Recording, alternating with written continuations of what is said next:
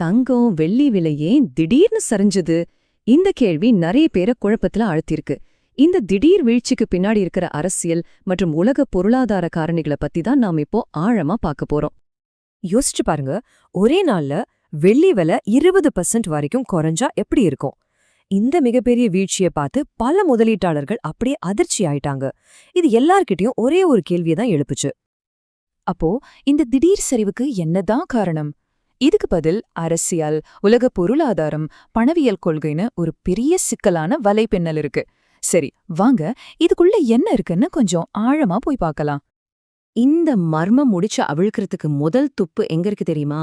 அமெரிக்காவில முன்னாள் ஜனாதிபதி ட்ரம்ப்புக்கும் அங்க இருக்கிற ஃபெடரல் ரிசர்வ் வங்கிக்கும் நடுவுல நடக்கிற ஒரு பெரிய அரசியல் மோதல்ல தான் இருக்கு. இந்த மொத்த பீதிக்கும் காரணம் டொனால்ட் ட்ரம்ப் செஞ்ச ஒரு அறிவிப்பு தான். அடுத்த ஃபெடரல் ரிசர்வ் தலைவரா கெவின் வாஷைய நியமிக்க போறதா அவர் சொன்னதுதான் சந்தையில பெரிய அலைகளை ஏற்படுத்துச்சு. இந்த நியூஸ் மார்க்கெட்ல ஒரு பெரிய அதிர்வலையை ஏற்படுத்துச்சு. ஏன்னா இப்போ இருக்கிற தலைவர் ஜெரோம் பவல் மாதிரி இல்லாம இந்த வருஷம் ட்ரம்ப் என்ன சொன்னாலும் அதுக்கு தலையாட்டுவாருன்னு எல்லாரும் பார்த்தாங்க. இங்கதான் அசல் பிரச்சனையே ஆரம்பிக்குது. வட்டி விகிதம். ட்ரம்ப் தொடர்ந்து வட்டி விகிதத்தை குறைக்கச் சொல்லி அழுத்தம் கொடுக்கறாரு. ஆனா பவல் அப்படி செஞ்சா கட்டுப்படுத்த முடியாத பணவீக்கம் வந்துடும்னு பயந்து அதை கடுமையா எதிர்க்கிறாரு. பவல் ஏன் இவ்ளோ பயப்படுறாருன்னு இப்போ உங்களுக்கு புரியும். பாருங்க, வட்டி விகிதத்தை குறைச்சா லோன் வாங்குறது ரொம்ப சுலபமாயிடும். அதனால மக்கள் கையில நிறைய பணம் புழங்க ஆரம்பிக்கும். ஆனா மார்க்கெட்ல இருக்க பொருள் அதே அளவுதான் இருக்கும். அதாவது மார்க்கெட்ல 10 தக்காளி தான் இருக்கு. ஆனா வாங்குறதுக்கு 100 பேர் கையில காசோட நின்னு என்னாகும்?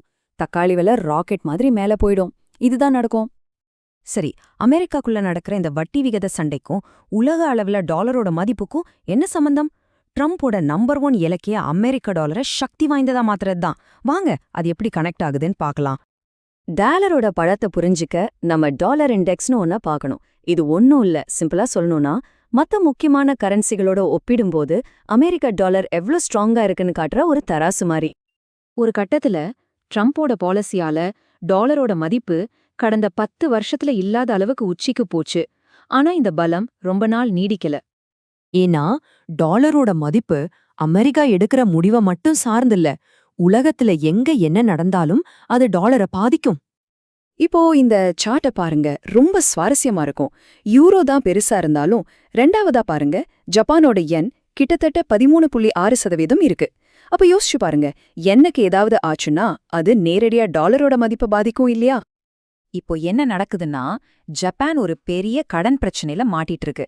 அதனால அவங்க கரன்சியை காப்பாத்திக்க அவங்க கிட்ட இருக்கிற அமெரிக்க சொத்துக்களை விற்க ஆரம்பிச்சிட்டாங்க. இது நேரடியா அமெரிக்க டாலரை பலவீனப்படுத்துது. இது பத்தாதுன்னு ட்ரம்ப் கொண்டு வந்த வர்த்தக வரிகள் உலக அளவுல ஒரு பெரிய குழப்பத்தையே உண்டாக்குச்சு. வெளிநாட்டு கம்பெனிஸ்லாம் அமெரிக்காவோட வியாபாரம் செய்யவே பயப்பட ஆரம்பிச்சாங்க. இதோட விளைவு டாலர் இன்னும் வீக்காச்சு. அப்ப பாருங்க, அரசியல் நியமனம், வட்டி விகித சண்டை, வெளிநாட்டு பிரச்சனைகள், இது எல்லாமே சேர்ந்து ஒரு பெரிய அமைப்பு ரீதியான ஆபாயத்தை நோக்கி உலகத்தை தள்ளுது. இதோட முக்கியமான விளைவு என்னன்னா, ஒரு காலத்துல உலகத்தையே கட்டி ஆண்ட டாலரோட ஆதிக்கம் இப்போ உடைய ஆரம்பிச்சிருக்கு. IMF டேட்டாவே இதுதான் சொல்லுது.